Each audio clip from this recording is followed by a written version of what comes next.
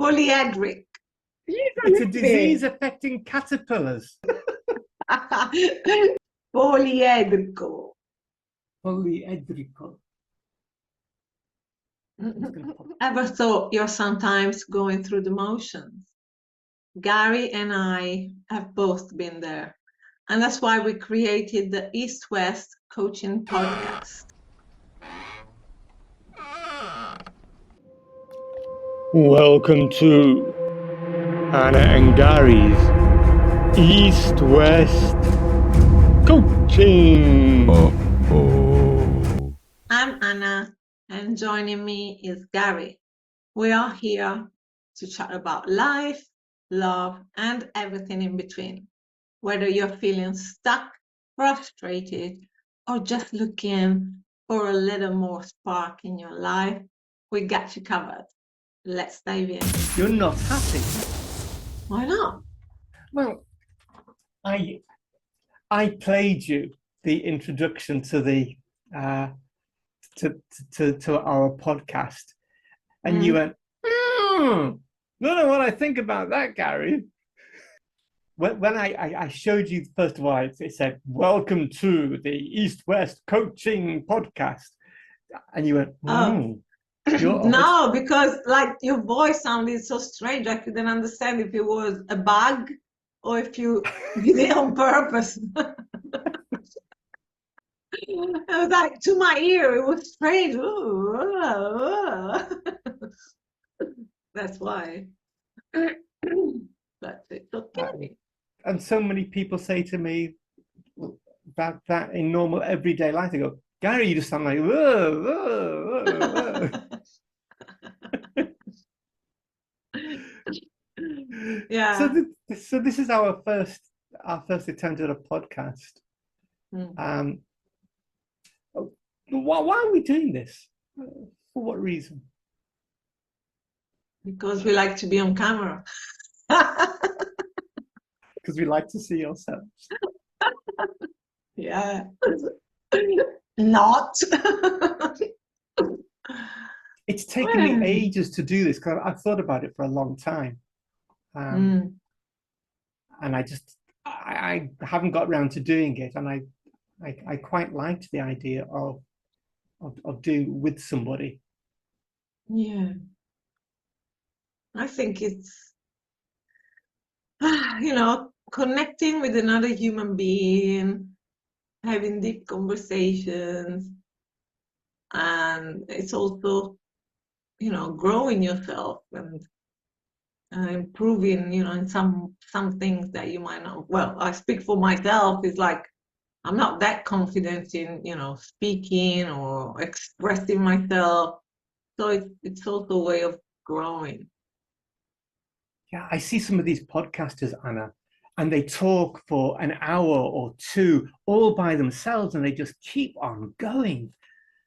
And I'm part of me is really impressed. I think, wow, I could never do that. No, don't say that, because I think it's an old practice, Yeah, of course, and that's a self-limiting belief, obviously. But that's my thought. That's what I think. Well, my limiting belief is I would never be able to, I don't know, like just thinking about it in my body is like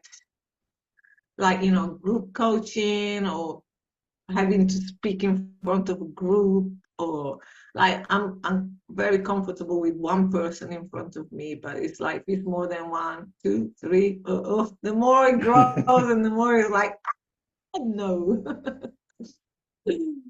So I would like to beat that as well, because I might never do those things, but it's like it's limiting to think that you're stopping yourself because of that fear, or that you think that you are not capable of doing it.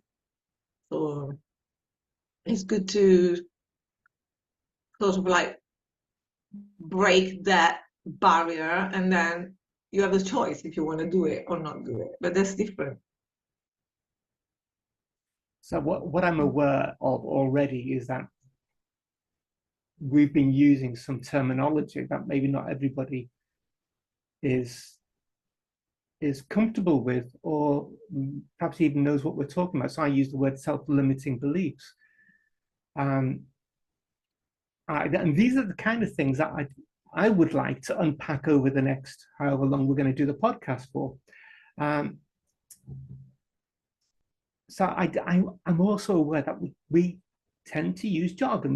We use words and phrases that we have become comfortable with, and we know what it means. But actually, people who are not into coaching or have been involved in kind of self-improvement even know what those phrases mean.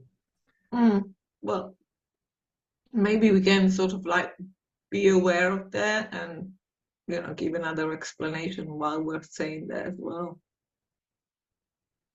So I think maybe to whoever's listening to this, if we use phrases that you think, well, what do you mean? Maybe they could ask us that question. Yeah, exactly. I mean, that would be good. Oh, when I didn't know what something meant, I went on Google and, what does this mean? Oh, Google has all the answers. Yeah. Or the dictionary. Well, the dictionary, no, it won't be. I wonder if there's like limiting beliefs in there. I don't know. There will be beliefs, there will be limiting. You put the two together and you understand what it is. Maybe.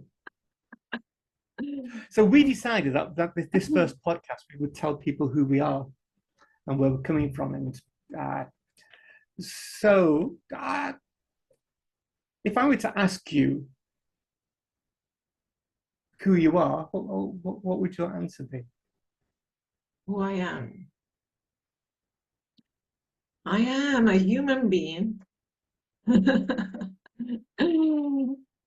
to do the best I can on this planet. And yeah, just that is a difficult question when someone asks you that. So if you were at a party and someone said, "Hey, Anna, who are you?" Maybe they don't even know your name. They go, "Hey, who are you?" Yeah. Well, and you said, "I'm a human being." You think, good grief, maybe she's not. Maybe she's an alien.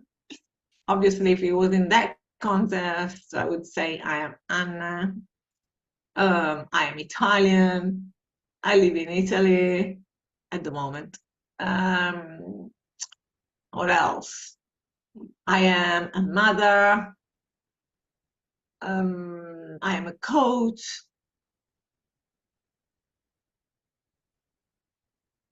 I don't know. What else would you say? I don't know. I don't really like talking about myself, that's the thing.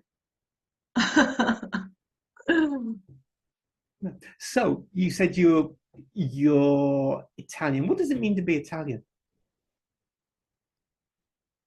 Nothing, because I was just born in this country, and I don't know. I don't see that.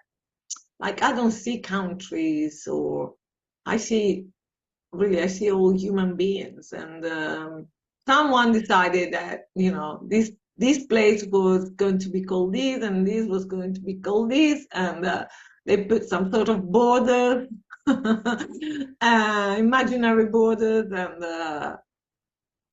but I think I'm just a part of the humanity. Like, I think we're all the same.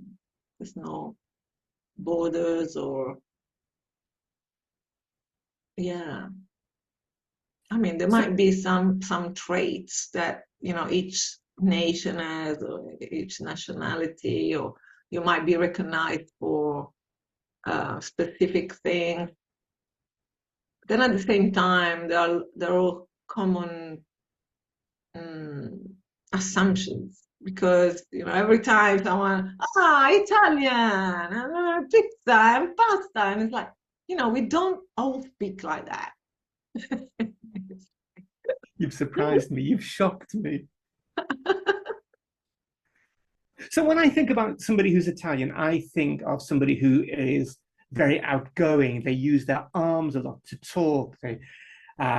They're loud, and yeah, they eat pizza and pasta, and they say "Mamma mia" a lot. And um, and yeah, I think all Italians are very beautiful. A beautiful nation. Well, the beautiful nation for me is, nature, the scenery. Like each place on earth is beautiful. But it's not because it's Italy, it's because it happens, that piece of earth happens to be there, you know. So I was talking to somebody today. I'm going to change the details so that they can be absolutely anonymous. But they were very concerned about how they bring their child up. So that they are living in China, but their heritage is they come from Canada. Their partner was born in Germany, and their their child was born in Japan, Oh, and wow. and they wanted to make sure that their child knew exactly about their heritages, so that they were German and they were Canadian and Japanese, and they felt that that was really important to know where they're from. But that sounds very different to what you're saying. What do you mean? How Well, different? you're saying it doesn't really matter that you're from Italy. And for them, they were saying actually it's really important that their child knows all of these different aspects of who they are. And I just wonder what that means for us, if it means anything. You mean what it means about this person you were talking about, or like Yeah, what does it mean for their heritage? child? Why is it so important that they know that they have a heritage of their Canadian heritage, their German heritage, and their Japanese heritage? Hmm. Well, I think, I mean, it is good to know, all your bits and pieces, where you're coming from, and, you know, who's your family in the world, or um, all the things that regard your history. There's nothing wrong with that. It's like, oh, you know, I have a bit of myself in Canada, I have a bit of myself in Germany. Um, so knowledge, I mean, is always good. So I don't know, I don't see the problem. I Well, it's don't not a see. problem. I'm wondering because you're saying it doesn't matter that I'm Italian. It's just another bit of the world. But it seems that there is something about knowing our background that's important to who we are. Yeah, maybe. I mean, I know I'm Italian. It's not like I don't know, but to me, And what does it mean it, though? it's not that important. So do you think So being born in Italy has influenced you in any way? yes and no. I mean, what influenced me more is the way my family brought me up, really. The country, I mean, I'm always talking about, me in my case. The country, not so much. I mean, there are things that I like about Italy. There are things that I don't like about Italy. So, um, but mostly it's the family, maybe the school. We're mostly influenced when we're little.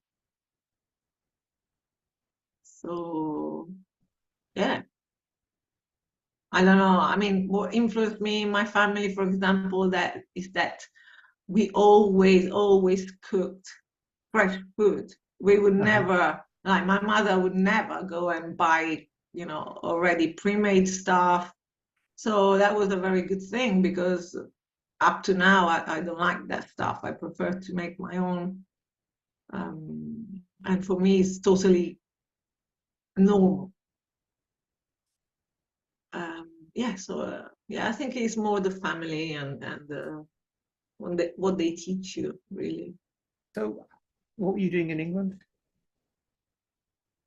So I went there when I was 17, and I went to like I went as an au pair because I wanted to study English, and I was supposed to stay there just for 1 year, just the time to learn English properly, and then I stayed 2 years with the family, and then from there I thought, okay, I don't want to go back. I want to stay here.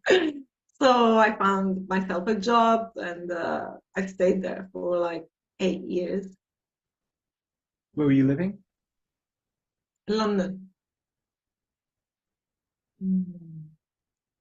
And that's where my love for, like the English language and just speaking in English comes from.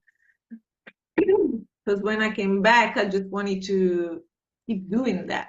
I worked in tourism where I was able to, call people outside of Italy and communicate in English. Um, yeah, and now, when you say you look back and all the dots connect. It's really funny because I didn't realize this until you know not so long ago, that I'm grateful that I kept doing that, because even when I was studying coaching and how to become a coach, and I don't know, coaching people, I always wanted to do it with English speaking people. And it's like, I don't know, just everything connects, because from the day I left my country to now, yeah, in a way I succeeded in my goal of keep speaking English somehow in my life. And so all these like allowed me now to just coach mainly English speaking people, Uh-huh. which I love, because I'm still speaking the English. I'm still practicing it. So yeah, it's really good. They say that nothing is ever lost. So all of our experiences make us what we are today. Mm. And had you not had those experiences, you'd be a totally different person. Yeah, And yeah. at the time, you don't know what the experience is going to lead to. Even our hardest, most trying experiences, you may not wish to be going through it, but later on in life, you can look back and go, I've learned so much from that. Oh yeah. And like you say, you connect those dots. Mm. Have you always been a coach? No. Maybe yes. And I didn't know. I don't know. Um, so in a way, I think I've always had some of the qualities that you need to be, a good coach. Like, and this is like connecting the dots again, because as I was little and growing up, I've always been really shy, and I never used to speak, especially like I remember in elementary school, it was like you just didn't know I existed. I was like right in the back, and I was always hiding. I didn't want, the teacher to ask me anything, or I was so don't ask, don't consider me. So in a way, I've always been. I've never been like the center of attention, and I would never speak. I would prefer to observe, to listen, to be curious, Mm-hmm. or like to ask people questions instead of, oh, I am this and this and then like I didn't come into the picture in a way, which obviously wasn't completely positive, but I've learned that later. But those qualities of, you know, more listening, staying silent, observing, feeling, right, other people's emotions or states. I think it was good. Like it was from the bed, let's say, there was always also good because now, like that's what I'm called to do. I'm not when I'm having my sessions, I am not the center of the attention. Like the person is the center of the attention. So I'm listening to them, and they have their own. That's their spotlights, not mine. So maybe I was a coach, since I was born. I don't know. So Preparing to become a coach. sorry. Preparing to become a coach. Do you think that we're born with the quality to be coaches or not coaches, or can we be taught? No, we can be taught. Yeah, it might. I mean, it might be a little bit more difficult at the beginning. If someone is really extrovert and is like used to talking a lot, and um, maybe it's got this uncomfortable feeling when there's a little bit of silence, then at the beginning it might be a bit more difficult for them. But I think you can learn. Everyone can learn. So, what are some of the things that you think that you've learned uh, in order to become a good coach, the coach that you are now? I've learned that you need training, first of all. You need training and you need to be practicing, not just theory or like, oh, this is what a coach is and these are your questions, and that doesn't help at all. You have to really practice it so that you can embody. Like the more you practice, the more it goes down into yourself that, okay, maybe I can do this, maybe I can be a good coach and maybe I can help. And that's how your certainty grows, doing it, not just, taking all loads of courses and reading loads of books. Is like the most important thing is implementing it. Other things is you have to really show up empty. You it's not what you think, or it's not you're not trying to guide that person in any particular direction. So you don't have to have an agenda in your mind. You have to become present to them and just ask questions because you want to understand. And it's not like suggesting. Under suggesting with disguised questions, maybe, like, oh, have you ever tried this or that? Is like, that's not a proper question. It's like you're suggesting something. So yeah, I don't know if that answered your question. I learned many more things. I'm learning still. So, for those people who are watching this who don't know what a coach is, and maybe they've got this idea that you go to a coach to get life's answers, or they've got a difficulty and you'll give them all the answers. I mean, what would you say to that? That's wrong. I mean, there are many people that they might call themselves coach, but I don't think that's proper. If they, advise you, if they mentor you, those are mentoring, and advising is not coaching. Pure coaching is you don't have, you're not there to give your experience or your knowledge, or you're there to help them get their own answers, get their own solutions.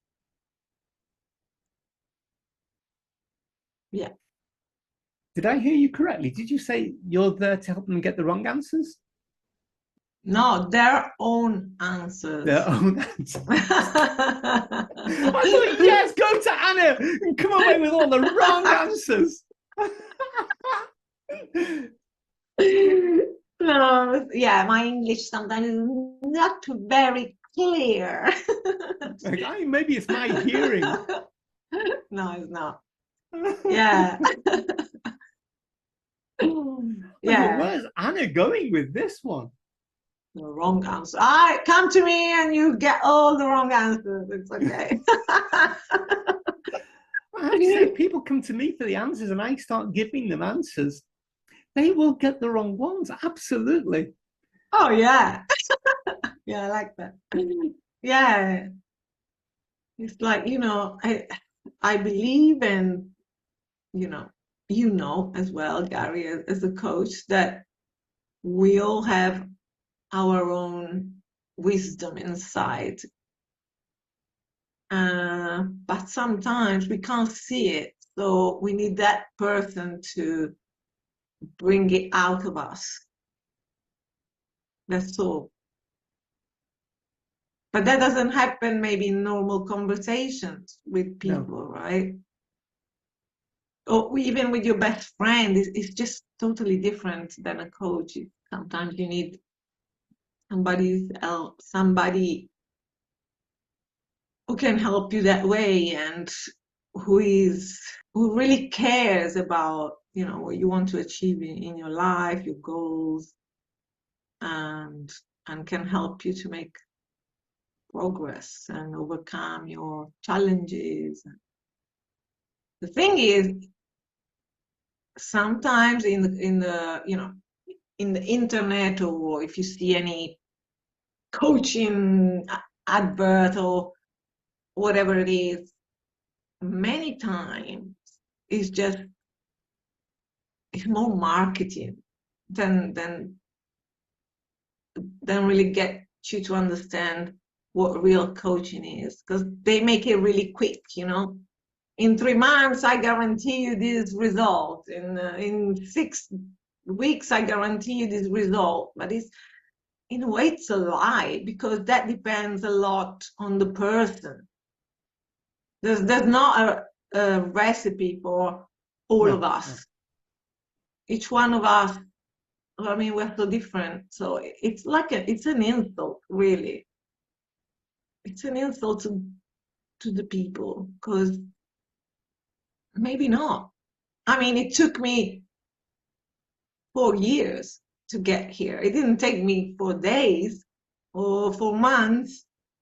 So each one of us is different. And if you pass that message, and then one person goes into a coaching program, and in 3 months they don't get those results, they either blame it on the coach or they blame it on themselves, and they think, I'm not capable, I can't do anything, I'm a failure. So it's dangerous. Yeah, I think as coaches we can't guarantee any particular outcomes, but I think what we can guarantee is that the people who come to us will go away with a clearer mind about what they want to achieve, who they are, and the steps that they want to take to get somewhere. Sometimes people will come to us and they're not quite sure what it is they want. Yeah. And I think the gift of a coach is asking the right questions. And I think that's one of the skills that we learn, is what questions to ask at what time. Listening carefully, reflecting, getting the person to hear themselves, maybe for the first time in their lives, so that they can then come to put those pieces of the jigsaw together, which perhaps they've never done before, and go, oh yeah, that's it. Sometimes even, how did I not see that before? And it's not Mm-hmm. because of what we've told them, it's what we've asked. Yeah. Yeah, And that, absolutely. it's the magic of, I think it's the magic of coaching. Yeah, I think it is really magic. It's you have to trust the process. Even Yes. if you think that you're not getting anything, you're always getting something, and it might not happen during the session. It might happen, between sessions. So, but it's always yeah, it's always a process of learning and growth. And sometimes you get a lot more than what you thought at the beginning. Okay, I want this, and going deeper, it's all another thing that you need to work on or beautiful. Hey everyone, before we get back to our chat, I wanted to give you a quick shout out to where you can find us, as well as more resources and articles. You can find out more about Gary at www.thinkwellnow.net, and you can find me on LinkedIn under my name, Anna Amoroso. We will include all the links in the video description below. Please consider liking and subscribing to this channel to help us in reaching more people who might value this type of content, and click the bell to get news of our latest podcast. We really appreciate you. Thank you so much. I would like to know about you. Who You'd are like to know about you? me? Yeah, who are you, Gary? I am.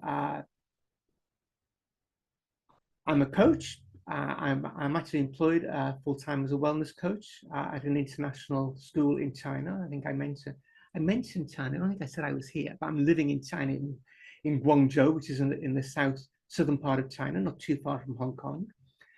Um, I have a host of different jobs behind me, mostly to do, but not all, to do with counselling and pastoral care. I've worked in hospitals and hospices um, as a chaplain. I've worked in mental health. So I'm really interested in people. That, and I think I became interested in people because I was interested in myself. I remember as a teenager picking up a psychology book and just being fascinated because I was learning, although I was reading about different experiments that had happened in psychology, I was always relating it back to who I am, and so I've always been interested in finding out more about myself. Very, very narcissistic, really, isn't it? So I think No. the world is all about me, Anna. I don't quite believe that. I'm Knowing fascinated in knowing about people and what makes us tick, and what makes us want to be better, whatever the better means. you. Mm. Uh, and I think that all of these words I'm using have changed their meaning for me. I listened to Jordan Peterson. Mm. He was being interviewed. I can't remember who by. I think it's probably by an atheist who was questioning Peterson's theology. And Peterson came up with this wonderful quote. He said, "It depends what you mean by the word is." and Peterson's been mocked because he goes so deep into what individual words mean. And I listen to myself sometimes and I think, Oh, Gary, just get over yourself. Just talk straight for once in your life. Just use the word like people understand it to be. So I find myself sometimes kind of digging myself into rabbit holes, and because I really do want to explore what it means to be living. What, why am I here? What's the point of Gary in this world? Yeah. And I think over the years that's changed. And so when you ask a simple question as who are you, I actually find it quite difficult to answer. Yeah. And I think you were starting to kind of explore that in your original answer. What does it mean to be me? And I'm not sure I can really give a definitive answer,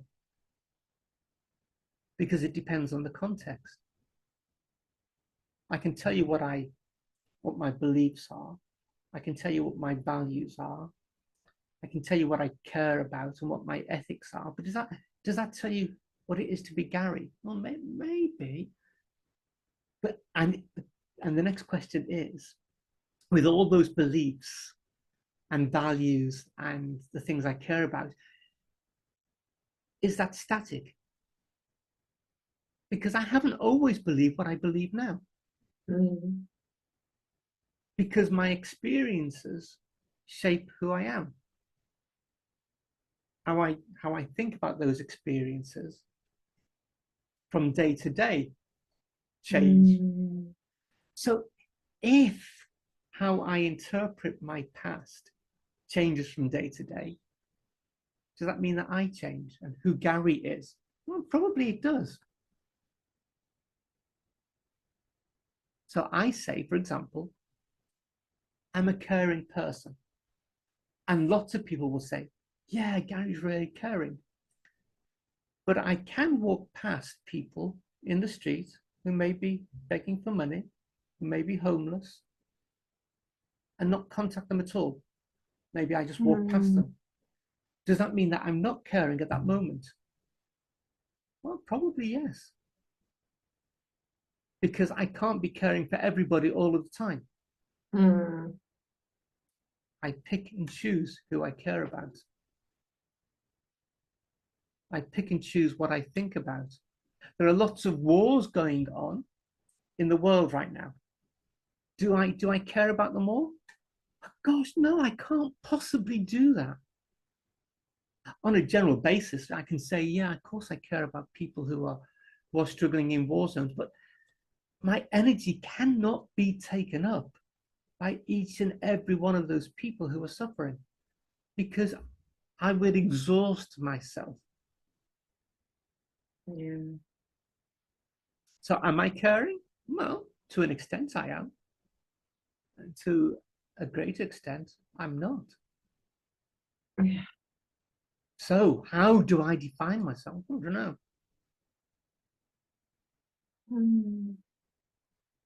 I think when I was a teenager, I wanted to change the world. I had these great ideas about what I would do. I had this Superman image in my head about how awful the world was and what I would do to make it better. Well, there are 9 billion people in the world. How many of those people can I influence? What can I really do?